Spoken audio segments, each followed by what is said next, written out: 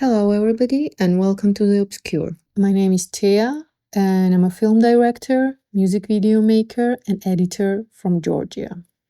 Let's get started.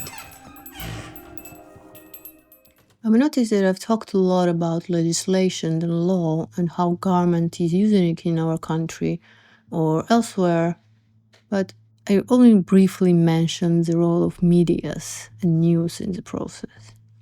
Yes, propaganda has been a topic of discussion for many, many years, and not only in Georgia. It's been a constant problem all around the world. However, I decided to take a very subjective look on how I have been receiving the information during the last 20 years or so. I don't remember exactly why, but somewhere in my teenage years, I lost trust towards media. Either somebody has mentioned the consumerism idea, or there was some other information that forced me to do it, but I decided that I don't want to watch the news anymore. And I completely isolated myself from television. Later, of course, the internet also came in, and as a social media user, you can always be exposed to a lot of pieces of information flooding the zone, as they say. And this is also quite an interesting term that I want to discuss later.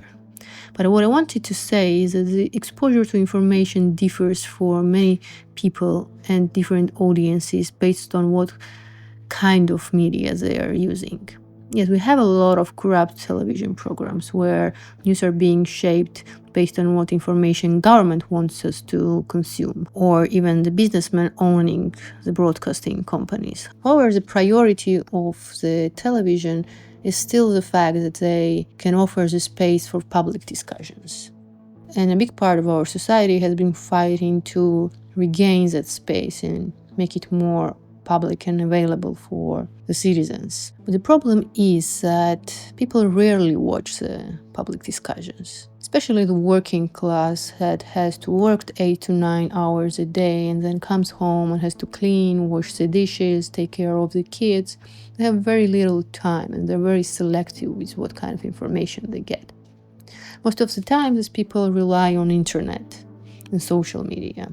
And what we observe in social media is mostly just the pieces of information where citizens prefer to get the problem out and complain about injustices, but they never talk about solutions and never offer the discussions. Because of that, the space is really filled with a lot of negativity. I remember somewhere in my late 20s, I even mentioned that fact, that there is so much negativity in social spaces that I no longer want to get into it.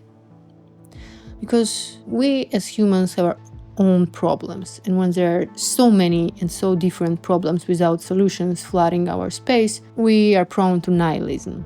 You're just one person against the huge pile of things happening in the country, and you don't even know where to start or how to deal with that. And nobody is offering you any specific options to do that. One of the best sources of information for me personally has always been podcast culture. You have 1 hour of time to observe the speaker, understand them more as a human, and also try to think through problems together with them while searching for solutions. However, also, it's very difficult to ask a person to sit down for 1 hour and listen to somebody they don't already know. Or rather, the types of solutions we are offered mostly are constructed for those in higher echelons of the society, people in at least a little power who can do something. We never get any small solutions for simple people. One of those that I did find was this journalism conglomerations, or whatever they call it, which is motivating people to actually take their own phones and start doing journalism and depicting the reality around them. However, mostly all that information is centered in the capital of Georgia, and we never really get information from the regions. Yes, there are certain problems like with HASIs or construction sites or catastrophes, but the feedback is usually blocked and we never know what happened to the problem afterward. Like, did somebody write the complaint? Did they win the court? Or maybe they were rejected all the time. This kind of information is not prioritized. And we're mostly centered on the happenings in the capital, where political parties are fighting each other for the elections, and people are being beaten up, and the violence is being normalized, and all those kinds of topics. That doesn't really help people to get out of the corrupt loop of propaganda, but only sucks them deeper into it and promotes more nihilism. Recently, a few journalists starting doing that and starting going out into the regions and raising people's voices from out there, which I really support. However, these previous strategies that I mentioned about the citizen and the journalist is also important in these kind of situations. The problem with it is that it's not centered and filtered in a right way. So more people you get talking about the same problem, and the more these visual pieces of information you get, the more you contribute to, again, flooding the zone. I believe that there should be at least one person in each region who would be responsible for receiving all that information, filtering it out, and making the reports that are more focused, more analytical, more solution-based. I quite well understand that most of those kind of organizations have been funded by non-government organizations here in Georgia, and destroying that field have blown a huge attack on those kind of informational medias. Most of them now have to just keep doing it on their own. Yet another option for people like me, for example, was at the moment when I gave up on watching any kind of news, I just went out into the streets, started to travel and just look around. In fact, the landscape, whether it's architectural or lifestyle or human population, tells a lot about the politics of the country. It's enough to just see the amount of glass buildings and casinos at our seaside resorts where people from Asia come to do the stuff that is illegal in their country to make a political statement. Indeed, there have been a lot of conversations about the cultural heritage as well, which is being destroyed. And it's, of course, really important for people to have a visual representation of history, because otherwise it's easy for them to forget.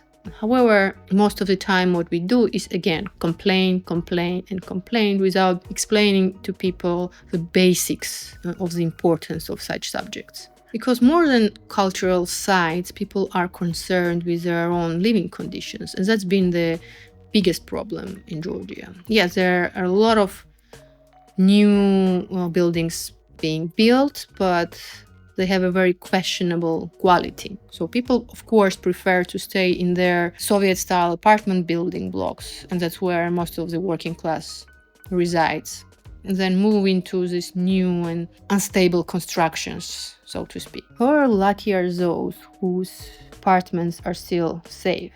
There are a lot of buildings still around that are in a critical situations where people still live, because we just recently transitioned to the legal systems that are more electronic, and a lot of archives and documents that people used to have for their apartments have been lost.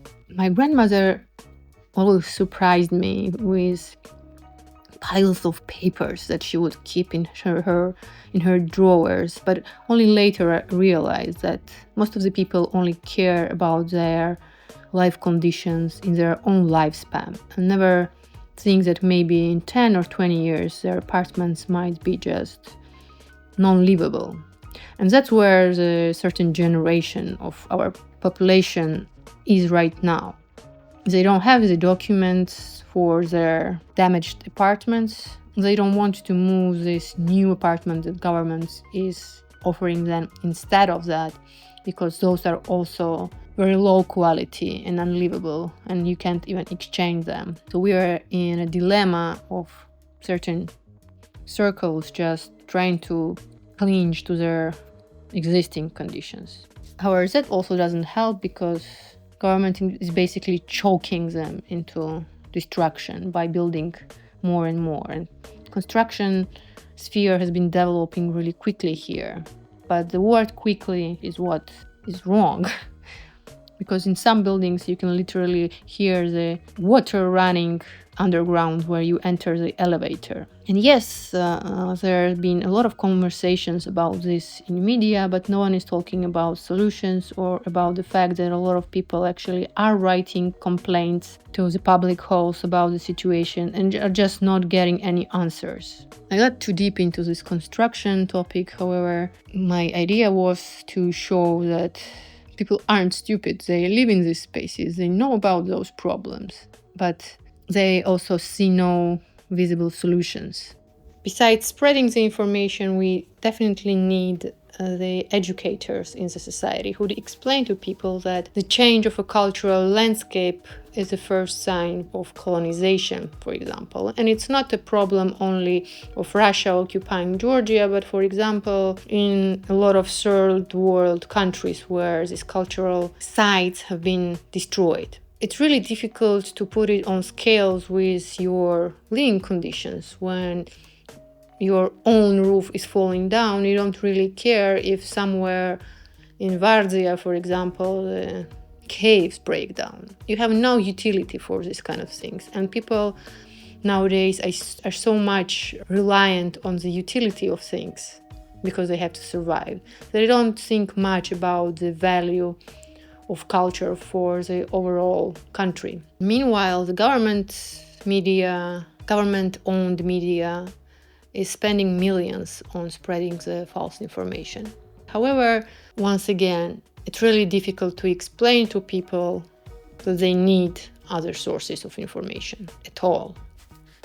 By the way, I risk being unpopular and old-fashioned, but there is also another form of information which has been, as I've heard, popular in UK, which is called press. I mean the printed press. As they don't have radical opinions in the media, they're using press to express more various opinions.